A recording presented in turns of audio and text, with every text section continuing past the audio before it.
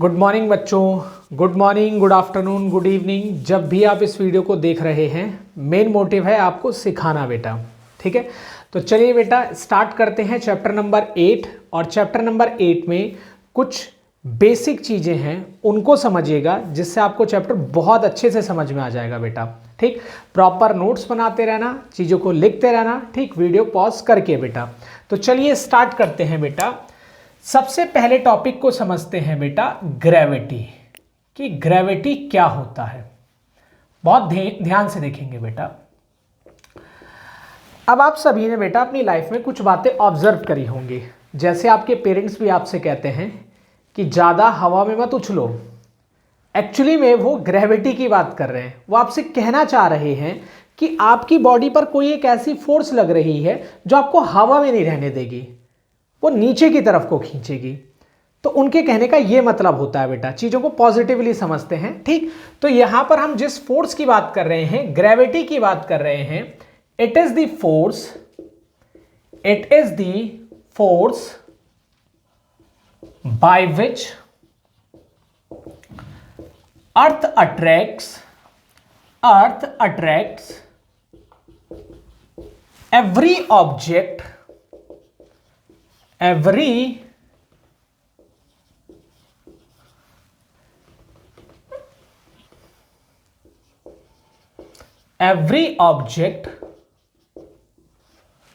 towards its center। बेटा बहुत ध्यान से समझना। It is the force by which earth attracts every object towards its center। ये वो फोर्स होती है जिससे अर्थ जो है हर ऑब्जेक्ट को अपने सेंटर की ओर अट्रैक्ट करती है बेटा। ठीक, बहुत ध्यान से समझना बेटा। ग्रेविटेशनल फोर्स ऑब्जेक्ट्स के बीच में लगती है, जबकि ग्रेविटी ऑब्जेक्ट और प्लैनेट के बीच में लगती है। जैसे हम अर्थ पे रहते हैं तो अर्थ हर ऑब्जेक्ट को अपने सेंटर की तरफ एक पर्टिकुलर फोर्स से अट्रैक्ट करती है, and that force is known as gravity बेटा। ठीक, इसको समझने के लिए बेटा बहुत ध्यान से देखिएगा। मैंने आपसे कहा बच्चा, यह है अर्थ। ठीक, और यह है अर्थ का सेंटर, यह है अर्थ की रेडियस। अर्थ का मास है m। इसके सेंटर से कुछ डिस्टेंस पर यहां पर एक ऑब्जेक्ट है जिसका मास है स्मॉल m बेटा। तो अब अर्थ करेगी क्या, इस ऑब्जेक्ट को अपने सेंटर की ओर अट्रैक्ट करेगी। ठीक, इस ऑब्जेक्ट को अपने सेंटर की ओर अट्रैक्ट करेगी बेटा अर्थ। इनके बीच की डिस्टेंस है स्मॉल r। तो बच्चा जब मैं अर्थ और इस ऑब्जेक्ट के बीच में फोर्स कैलकुलेट करूंगा, तब मैं लिखूंगा F is equal to G, mass of earth into mass of object by R square बेटा। This is Newton's law of gravitation बेटा। ठीक, बहुत ध्यान से समझना बच्चों, बहुत ध्यान से देखेंगे।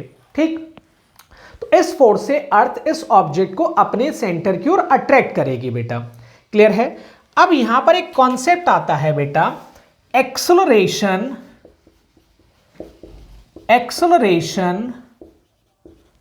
Due to gravity. Acceleration due to gravity which is denoted by small g बेटा, which is denoted by small g बेटा। ठीक, बहुत ध्यान से समझना कि एक्सेलरेशन ड्यू टू ग्रेविटी क्या होता है बेटा।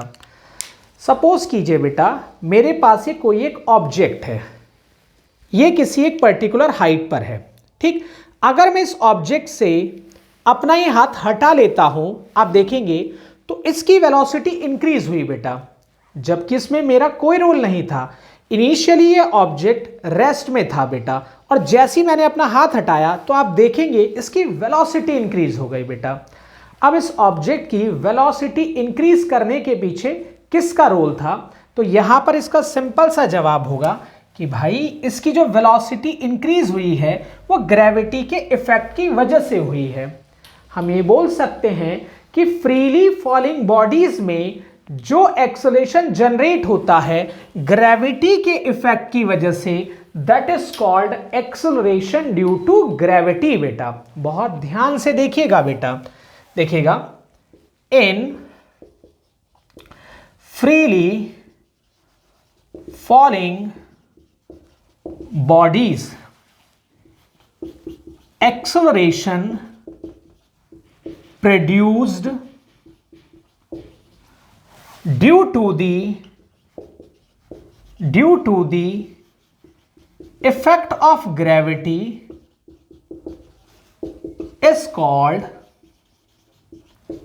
acceleration due to gravity is called acceleration due to gravity।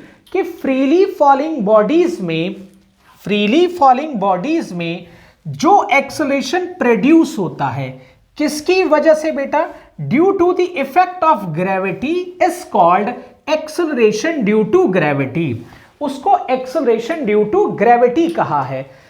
ठीक, ये याद रखिएगा बच्चों कि ये एक्सेलरेशन ग्रेविटी के इफेक्ट की वजह से जनरेट हो रहा है, इसीलिए इसको एक्सेलरेशन ड्यू टू ग्रेविटी कहते हैं। बच्चा, अब हमने देखा कि अर्थ और इस ऑब्जेक्ट के बीच में जो फोर्स लग रही थी वो इतनी थी, और अगर हम यहां पर कहते हैं weight of object W that is equal to mg, बेटा अब हमने दो इक्वेशन कंसीडर कर ली, it is equation first and it is equation second. बेटा ये भी फोर्स है और वेट भी एक फोर्स है बेटा। It means equation first is equal to equation second बेटा। So we can say that Gmm by R square is equal to mg बेटा। m से ये m कैंसिल, तो g की वैल्यू हमारे पास आएगी बेटा Gm बाय आर स्क्वायर बेटा, Gm बाय आर स्क्वायर बेटा। ठीक, इस बात को याद रखना। अब एक बात और समझिएगा बेटा, if object is placed on the surface of earth,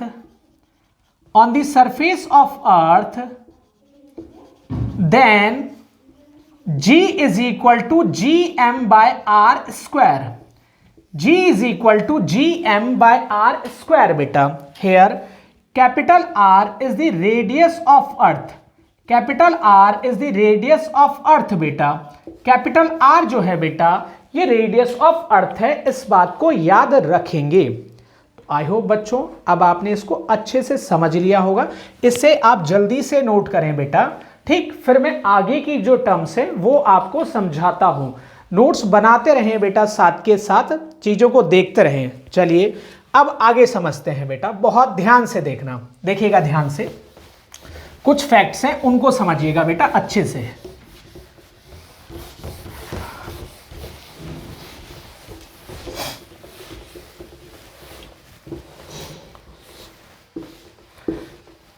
देखिएगा बेटा, बहुत ध्यान से देखना।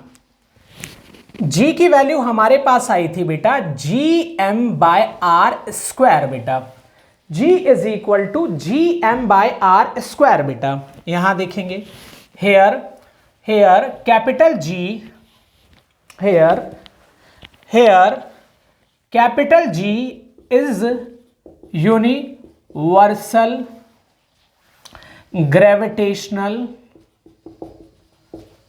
gravitational constant and its value is 6.67 into 10 की power -11 newton metre square by kg square बेटा।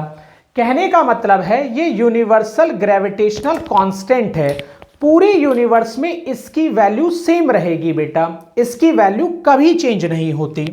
ठीक, m is equal to mass of planet, और यहां पर जो हमारे पास प्लेनेट है बेटा वो अर्थ है, r रेडियस ऑफ प्लेनेट, और मैंने अभी आपसे कहा बेटा कि प्लेनेट जो है बेटा वो अर्थ है बेटा। ठीक, तो ये अर्थ की रेडियस है। अब एक बात ध्यान से समझना बेटा, बहुत ध्यान से समझेंगे, G does not depend upon the mass of the object। जो G है बेटा ये ऑब्जेक्ट के मास पे डिपेंड नहीं करता। It depends upon the mass of planet बेटा। कहने का मतलब है कि अगर हमारे पास दो ऑब्जेक्ट है बेटा, बहुत ध्यान से देखिएगा, मैंने आपसे कहा कि हमारे पास कोई दो ऑब्जेक्ट है बेटा कुछ पर्टिकुलर हाइट पे, यह है ऑब्जेक्ट ए और यह है ऑब्जेक्ट बी बेटा। इन दोनों की ग्राउंड से जो हाइट है वो सेम है बेटा, इन दोनों की जो ग्राउंड से हाइट है वो सेम है बेटा। अगर यहां पर इस पर्टिकुलर जगह बेटा हम वैक्यूम क्रिएट करवा दें, इस पर्टिकुलर जगह अगर हम वैक्यूम क्रिएट करवा दें बेटा, वैक्यूम का मतलब होता है एब्सेंस ऑफ एयर, जहां पर एयर पार्टिकल्स मौजूद ना हो बेटा। तो अगर हम यहां पर वैक्यूम क्रिएट करवा दें और इस ए को और बी को हम एक साथ ड्रॉप करते हैं बेटा, तो यहां अर्थ सरफेस पे जो इनके आने का जो टाइम होगा बेटा, इनके आने का जो टाइम होगा दैट विल बी सेम बेटा।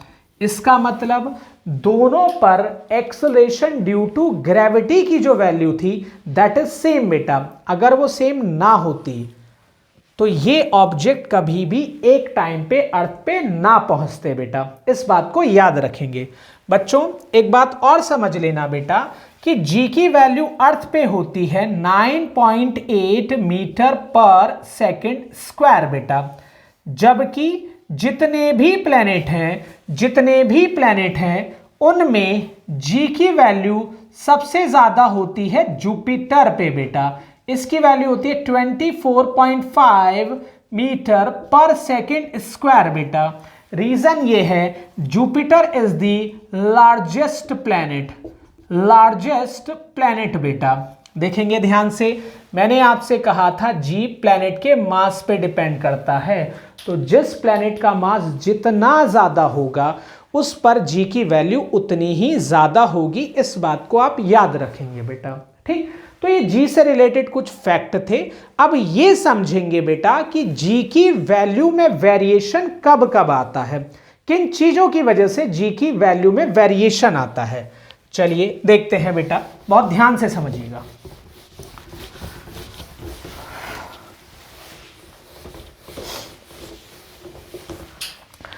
पढ़ना बहुत जरूरी है, आप चीज़ों के नोट्स बनाते रहें बेटा प्रॉपर। जब तक आप प्रॉपर नोट्स नहीं बनाएंगे आपको किसी तरह का कोई बेनिफिट नहीं मिलेगा बेटा, इसलिए नोट्स जरूर बनाएं बेटा, ठीक। चलिए अब आगे देखते हैं बेटा, value of ji due to the shape of earth बेटा, due to the shape of earth बेटा, value of ji due to the shape of the earth बेटा।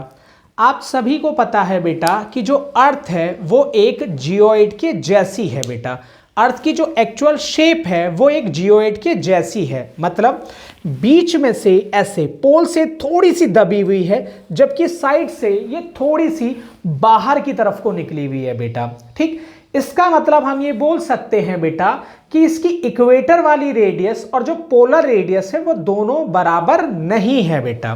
देखिएगा ध्यान से, मैंने आपसे कहा कि अर्थ की शेप कुछ इस तरह की है, ठीक। अर्थ की शेप कुछ इस तरह की है बेटा, बहुत ध्यान से देखिएगा, देखिएगा ध्यान से।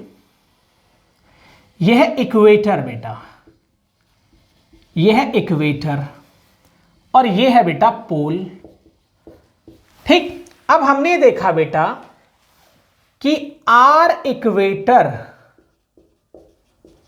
ग्रेटर देन आर पोल बेटा।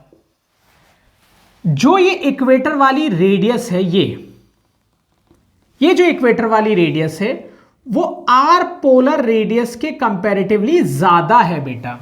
जो आर इक्वेटर वाली रेडियस है ये पोलर रेडियस के कंपैरेटिवली ज्यादा है बेटा। कितनी ज्यादा है? आर इक्वेटर की वैल्यू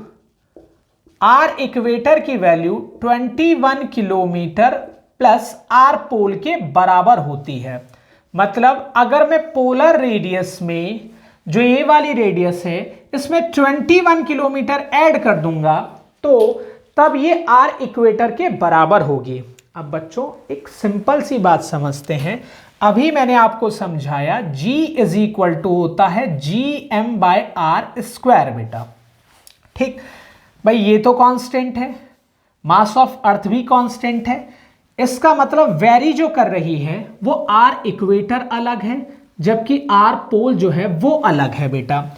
अब जिसकी रेडियस जितनी ज्यादा होगी वहां पर जी की वैल्यू उतनी ही कम होगी। इसका मतलब वहां पर जी की वैल्यू उतनी ही कम होगी। तो हम ये बोल सकते हैं बेटा, हम ये बोल सकते हैं कि आर जी जो पोल पे है वो ज्यादा होगी जी एज कंपेयर टू इक्वेटर बेटा। जी की वैल्यू पोल पे ज्यादा होगी एज कंपेयर टू इक्वेटर बेटा। रीजन ये है कि जी की वैल्यू जो है वो इनवर्सली है r² के बेटा। और हमने यहां पर एक बात समझी बेटा कि ये वाली रेडियस ज्यादा है, इसका मतलब इक्वेटर पे जी की वैल्यू कम होगी जबकि पोल पे जी की वैल्यू ज्यादा होगी। अब इससे क्या कंक्लूजन निकलता है बच्चों, अगर हमारे पास कोई एक ऑब्जेक्ट है उसको हम इक्वेटर से पोल पे लेके चले जाते हैं, इक्वेटर से पोल पे लेके जाते हैं बेटा, तो उसके वेट में डेफिनेटली वेरिएशन आएगा बेटा। उसका वेट ज्यादा होगा पोल पे एज कंपेयर टू इक्वेटर, क्योंकि हम लोग जानते हैं weight W is equal to mg। m का मतलब है mass of object, mass of object, और g का मतलब है एक्सेलरेशन ड्यू टू ग्रेविटी। ठीक, किसी भी ऑब्जेक्ट का मास कभी वेरी नहीं करता, इसका मतलब वेरी करेगी सिर्फ g की वैल्यू, जिसकी वजह से वेट वेरी कर जाएगा। So we can simply say that weight of object at pole is greater than its weight on equator। ठीक, तो ऑब्जेक्ट का जो वेट है भैया वो पोल पे ज्यादा होगा एज कंपेयर टू इक्वेटर बेटा। इस बात को याद रखेंगे। अगर एग्जाम में कभी आपसे पूछा जाता है कि कोई एक ऑब्जेक्ट इक्वेटर से पोल पे जाता है, उसके वेट में कितना वेरिएशन आता है, तो आप कहेंगे यहां पर वेट में जो वेरिएशन होगा दैट इज 0.5% बेटा। 0.5% मतलब पोल पर वेट जो है वो 0.5% ज्यादा होगा as compared to the weight at equator बेटा। ठीक, इस बात को याद रखेंगे। तो अभी हमने देखा बेटा कि जी की वैल्यू में अर्थ की शेप की वजह से किस तरह का वेरिएशन आता है। ठीक, अब समझते हैं कि किसी एक ऑब्जेक्ट को अगर हम पर्टिकुलर हाइट पर लेके जाएंगे तो वहां जी की वैल्यू में कैसे वेरिएशन होगा। ठीक, चलिए इसको नोट करिए बेटा, जल्दी से नोट करिए इसको।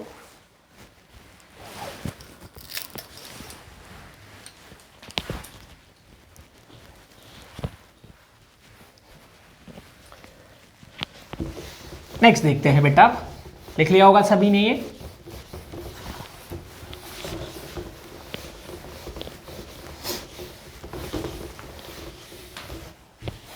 देखिएगा बेटा, अब नेक्स्ट टॉपिक कैलकुलेट करते हैं बेटा।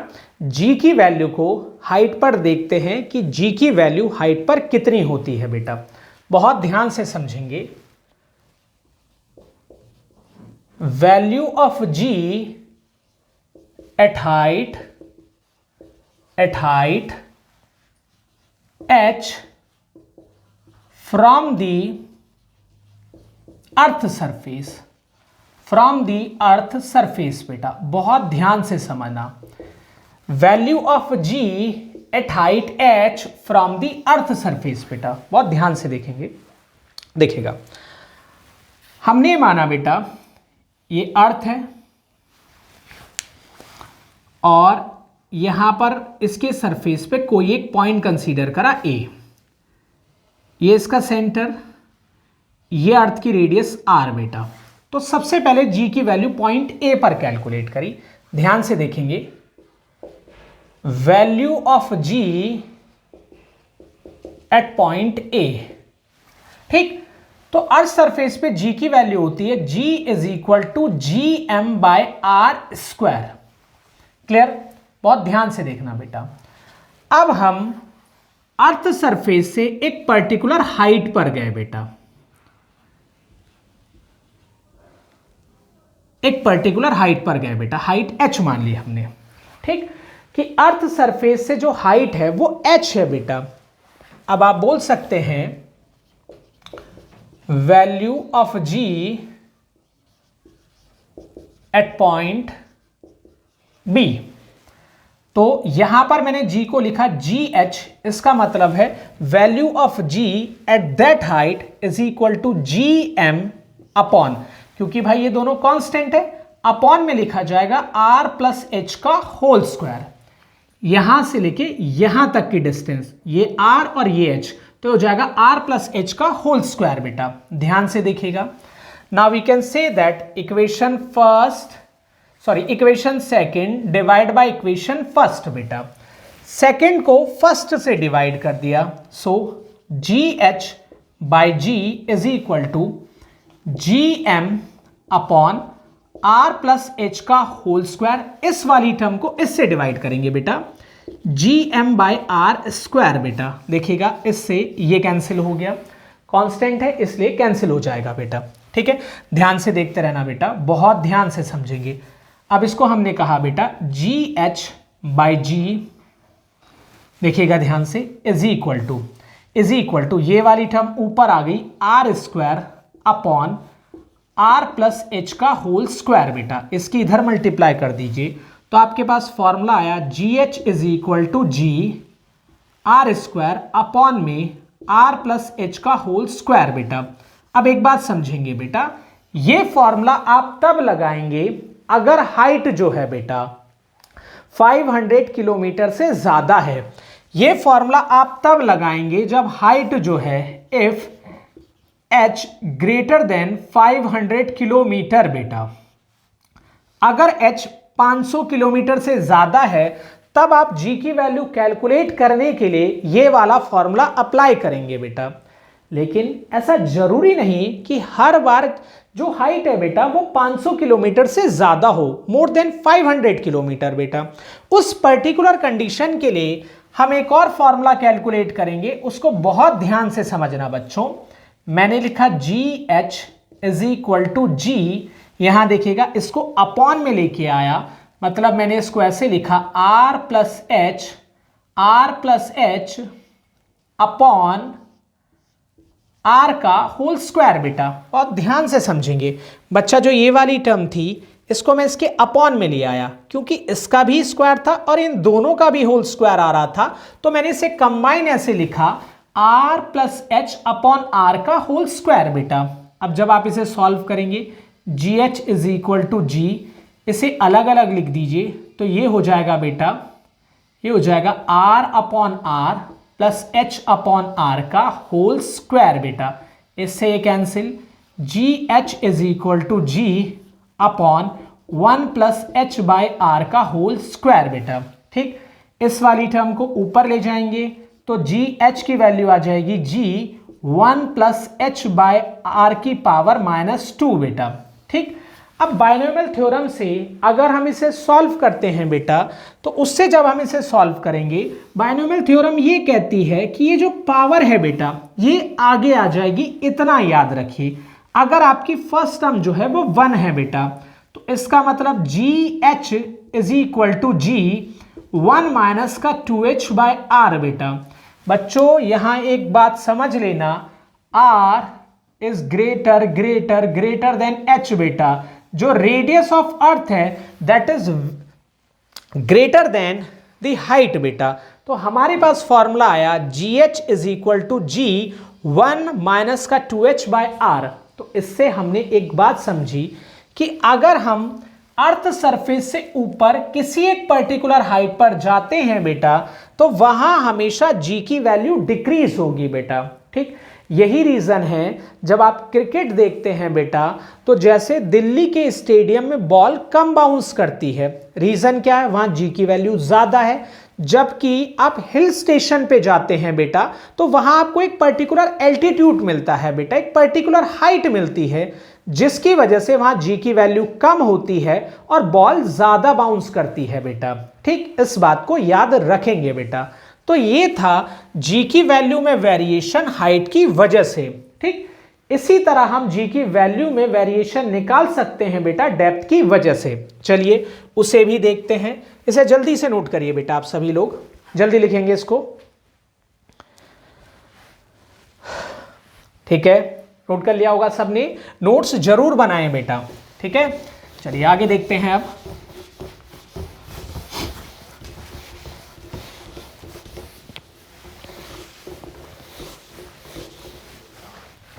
और ध्यान से समझना बेटा,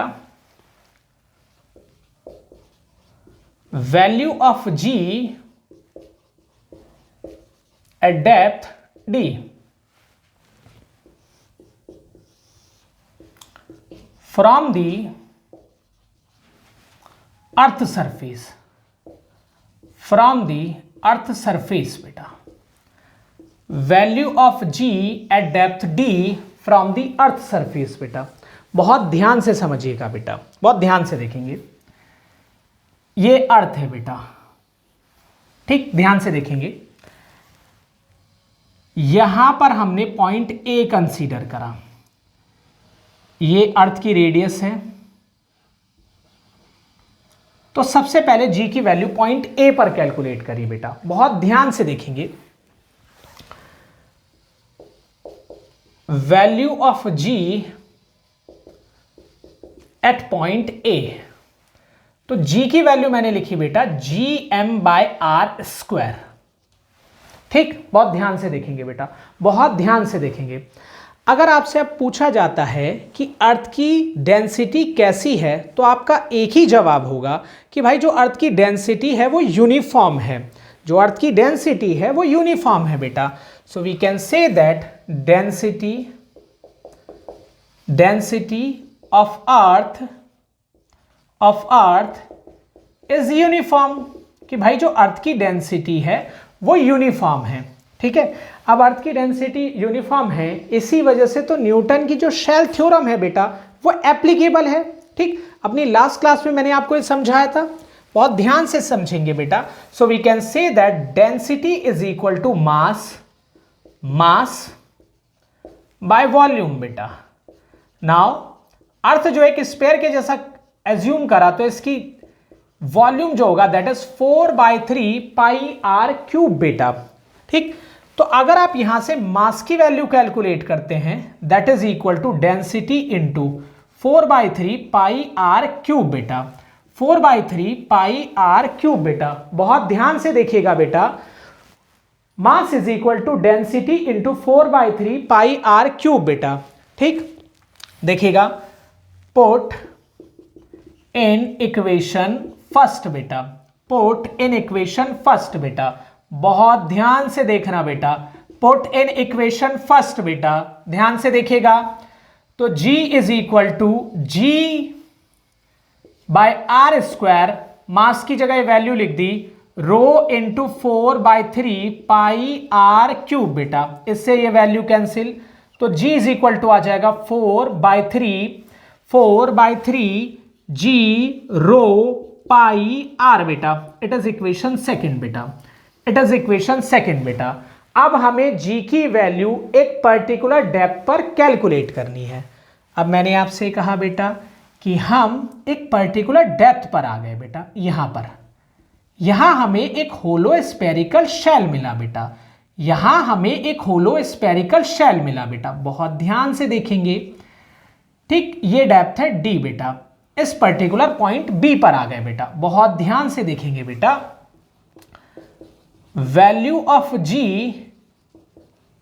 एट डेप्थ D बेटा, बहुत ध्यान से देखना बेटा। तो मैंने लिखा G की जगह लिखा बच्चा मैंने GD, that is equal to 4/3 G rho pi, ध्यान से देखेंगे बेटा, R की जगह अब आप क्या लिखेंगे, देखो ध्यान से फोकस करो, ये इतनी डिस्टेंस है R, ये है D, तो बची हुई डिस्टेंस हो गई बेटा R माइनस का D। वेरी गुड, यहां आ जाएगा R माइनस का D, बहुत बढ़िया बेटा, इट इज इक्वेशन थर्ड। अब कुछ बच्चे कहेंगे कि सर जब हम डेप्थ D पे आ रहे थे तो डिस्टेंस ये वाली हमने क्यों ली? बेटा जो फ्रेम ऑफ रेफरेंस होता है वो सेंटर होता है, डिस्टेंसेस हमेशा सेंटर से मेजर्ड की जाती हैं बेटा। तो सेंटर से यहां तक की जो डिस्टेंस है दैट इज r माइनस का d बेटा। Now equation third divide by equation second बेटा। तो G D divide by this g that is equal to 4/3 g rho pi r minus का d divide by this particular term 4/3 g rho pi r बेटा। इससे ये value cancel, इससे ये cancel, इससे ये कैंसिल, इससे ये कैंसिल बेटा। तो G D by G is equal to r minus D by R बेटा। अब इस r को आप अलग अलग लिख दीजिए।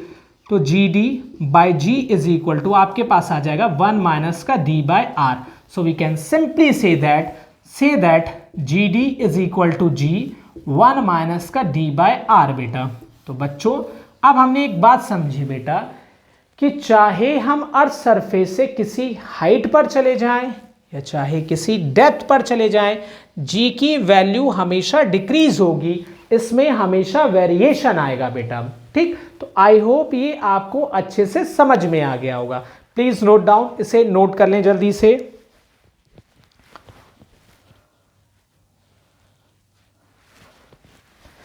ठीक, लिख लिया सभी बच्चों ने? चलिए बहुत बढ़िया बेटा, बहुत बढ़िया।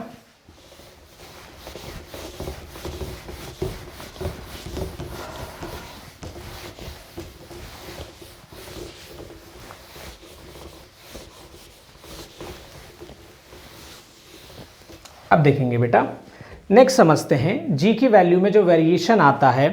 भाई शेप समझ ली हम लोगों ने, हाइट समझ लिया, डेप्थ समझ लिया। अब आगे कुछ पॉइंट समझते हैं बेटा, पहले बहुत ध्यान से समझेंगे। We know that G D is equal to ji 1 minus d by R बेटा। ठीक, यहां देखेंगे at the centre of earth, at the centre of earth value of g. ठीक, तो जब आप अर्थ के सेंटर की बात करते हैं बेटा, इसका मतलब जो डेप्थ है वो रेडियस के बराबर हो जाएगी। तो इसका मतलब g की वैल्यू जब मैं सेंटर पे निकालूंगा that is equal to G C is equal to ji 1 minus d जो है वो r के बराबर हो गया r बाई आर, इससे ये कैंसिल, तो ये हो जाएगा जी सी इज इक्वल टू 0। तो बेटा g की वैल्यू अर्थ के सेंटर पे 0 होती है। इसका मतलब बेटा किसी भी ऑब्जेक्ट का जो वेट है वो अर्थ के सेंटर पे 0 हो जाएगा अगर हम उस ऑब्जेक्ट को अर्थ के सेंटर पे ले गए बेटा। ठीक, लेकिन अर्थ के सेंटर पे ले जाना किसी भी ऑब्जेक्ट को प्रैक्टिकली पॉसिबल नहीं है बेटा। रीज़न ये है, आपको पता है भाई कि जो अर्थ की जो कोर है इसमें फेरोमैग्नेटिक मटेरियल मॉल्टन स्टेट में होते हैं। इसका मतलब वहाँ टेम्परेचर बहुत ज़्यादा है और प्रेशर भी बहुत ज़्यादा है। तो कोई भी ऐसा इक्विपमेंट नहीं बना अभी तक जो वहाँ पर वर्क कर सके बेटा, या इतनी ज़्यादा डिगिंग कर सके बेटा। ठीक, इस बात को याद रखेंगे। चलिए अब आगे देखते हैं बेटा, बहुत ध्यान से समझना बच्चों। देखो धीरे धीरे हमने काफ़ी सारे कॉन्सेप्ट जो हैं वो अपने समझ लिए। अगर कोई प्रॉब्लम आती है तो वीडियो भैया आपके हाथ में है, इन्हीं हाथों के इशारों पे है। आप उसे चाहे पॉज कर सकते हैं, रोक के नोट करेंगे, फिर उसे समझना, फिर से उसे बैक कर सकते हैं। जितने बार चाहे आप वीडियो को रिपीट मोड में देख सकते हैं बेटा। नाउ नेक्स्ट देखते हैं बेटा, value of ji due to rotation of earth, due to rotation of earth बेटा। बहुत ध्यान से समझना बेटा, ये आखिरी टॉपिक है आज का, बहुत ध्यान से समझेंगे। अब आपको पता है भाई जो अर्थ है वो रोटेट कर रही है, इसका मतलब जो जी की वैल्यू है बच्चा उसमें भी चेंज आ रहा है। अब वो कितना चेंज है, कैसे उसे हम निकाल सकते हैं, इन चीज़ों को बहुत ध्यान से समझेंगे बेटा कि अर्थ के रोटेट होने की वजह से जी की वैल्यू में वेरिएशन कैसे आ रहा है। देखो ये अर्थ है, बहुत ध्यान से देखना। अर्थ एक फिक्स एक्सिस के चारों तरफ ऐसे रोटेट कर रही है बेटा, ऐसे ऐसे रोटेट कर रही है, ऐसे ऐसे घूम रही है बेटा, ऐसे घूम रही है। तो इसका मतलब ये जो है बेटा, जो अर्थ के पोल हैं, ज्योग्राफिक नॉर्थ और जो साउथ पोल हैं, they are acting like axis of rotation, वो अर्थ के लिए एक्सिस ऑफ रोटेशन का काम कर रहे हैं। ध्यान से देखना बच्चों, ये अर्थ है। ओके, डायग्राम थोड़ा और सेंटर में बनाता हूं और अच्छा बनाऊंगा, देखिएगा ध्यान से बेटा। ये अर्थ है बेटा, और ध्यान से देखेंगे। और ये मैंने आपसे कहा this is axis of rotation, this is axis of rotation. ठीक, यहां देखेंगे ध्यान से, ये इक्वेटर है, ये आप सभी को पता है, ये इक्वेटर है। ठीक, यहां देखेंगे ध्यान से बेटा, ये अर्थ का सेंटर है। यहां पर मैंने कोई एक ऑब्जेक्ट कंसीडर करा जिसका मास m है बेटा, यहां मैंने कोई एक ऑब्जेक्ट कंसीडर करा जिसका मास m है बेटा। ठीक, बहुत ध्यान से समझेंगे बेटा, यहां कोई एक ऑब्जेक्ट है जिसका मास m है बेटा। अब अर्थ ऐसे रोटेट कर रही है बेटा, ऐसे रोटेट कर रही है अर्थ।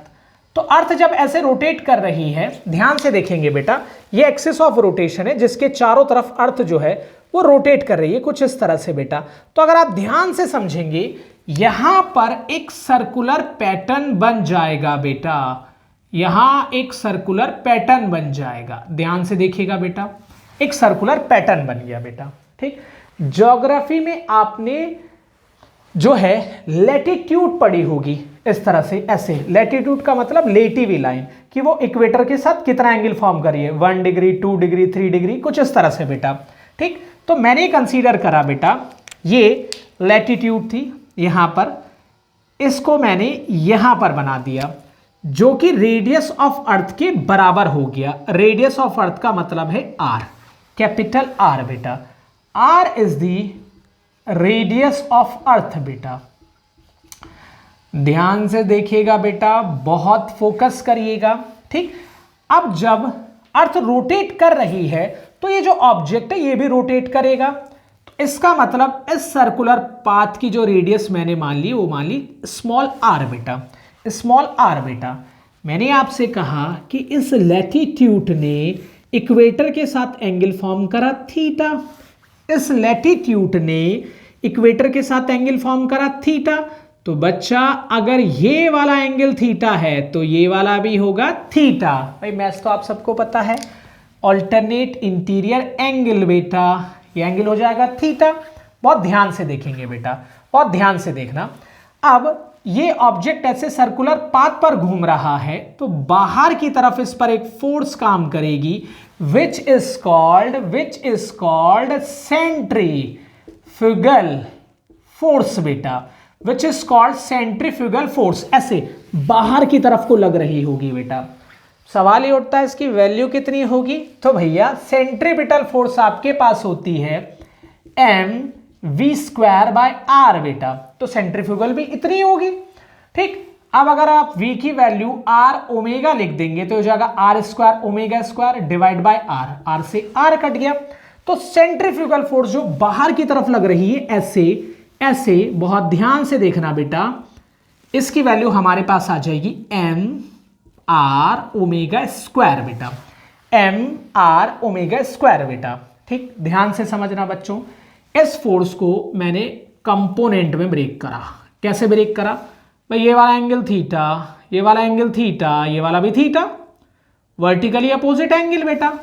तो इधर लग रही थी हमारी सेंट्रीफ्यूगल फोर्स, इसका ये वाला कंपोनेंट हो जाएगा mr ओमेगा² cos थीटा, और इधर वाला जो कंपोनेंट होगा that will be mr ओमेगा² sin theta. ठीक, दो कंपोनेंट में ब्रेक कर दिया बेटा मैंने। सेंट्रीफ्यूगल फोर्स, थोड़ा इसको साइड में लिख देता हूं मैं, सेंट्रीफ्यूगल फोर्स, बहुत ध्यान से देखिएगा बेटा, सेंट्रीफ्यूगल फोर्स जो इधर लग रही थी इसको दो कंपोनेंट में ब्रेक करा, ये हो जाएगा mr ओमेगा² cos थीटा, और इधर हो जाएगा mr ओमेगा² sin थीटा बेटा। ठीक, अब यहां देखना, ऑब्जेक्ट का वेट लग रहा है नीचे, सेंट्रीफ्यूगल का ये वाला कंपोनेंट लग रहा है ऊपर। तो मैंने आपसे पूछा net force acting towards the centre, net force acting towards the centre. तो आपने कहा नीचे लग रहा है वेट का मतलब है mg, और उधर की तरफ कंपोनेंट लग रहा है बेटा आपका mr omega square cos theta बेटा। ठीक, अब यहां समझना बच्चों, अब यहां समझना ऑब्जेक्ट के वेट में अब वेरिएशन आएगा बेटा। तो यहां जो फोर्स हम लिख रहे हैं इसकी जगह लिखेंगे हम mg डैश बेटा, क्योंकि g की वैल्यू अब चेंज हो चुकी होगी। ठीक, एपेरेंट की बात कर रहे होंगे, ये एक्चुअल था और ये सेंट्रीफ्यूगल का ये वाला कंपोनेंट था बेटा। m से ये m cancel, g dash is equal to g minus का r omega square cos theta बेटा। ठीक, ओमेगा का मतलब है बच्चा एंगुलर वेलोसिटी, इस बात को याद रखना बच्चों। अब यहां देखेंगे लास्ट वैल्यूज को देखेगा बेटा, लास्ट वैल्यूज को देखेगा, बहुत ध्यान से देखना बेटा। मैंने आपसे कहा इन ट्राइंगल OAB, एक राइट एंगल ट्राइंगल है OAB, इसमें मैंने कॉस थीटा लगाया और कॉस थीटा की वैल्यू होती है बेटा बेस अपॉन हाइपोटेनियस। तो small r by capital R, small r by capital R, so we can say that small r की वैल्यू आ जाएगी हमारे पास capital R cos theta, capital R cos theta using equation first बेटा। So we can say that g dash is equal to g minus small r की जगह जब आप ये वैल्यू रखेंगे तो ये हो जाएगा r omega square cos square theta बेटा।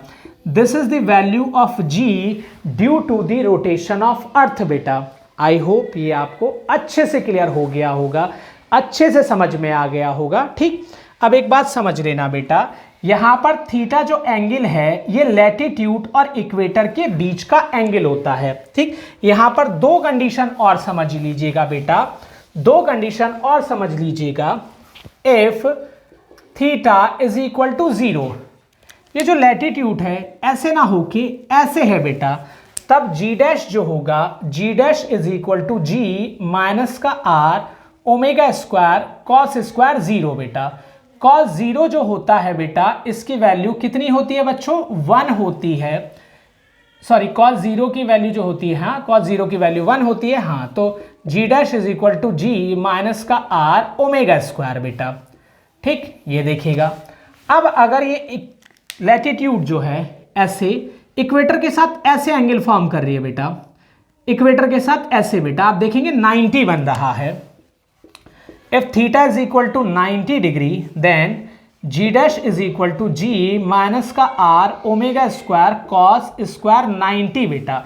आप सभी को पता है बेटा कि cos 90 जो होता है, cos 90 जो होता है ये 0 होता है, तो g dash is equal to g के हो जाएगा। तो हम ये बोल सकते हैं बेटा g की वैल्यू मैक्सिमम है बेटा पोल पर, जबकि g की वैल्यू मिनिमम है बेटा कहां पर, इक्वेटर पर। यही चीज मैंने आपको शेप के उससे समझाया था। ठीक, इस चीज को आप याद रखेंगे। ठीक, बाकी अगर आपको कोई भी दिक्कत आती है तो आप मुझसे पूछ सकते हैं। तो चलिए इन्हीं चीजों के साथ अब आपसे मिलते हैं नेक्स्ट वीडियो में। अपना ध्यान रखिए, अच्छे से चीजों को पढ़ते रहें बेटा।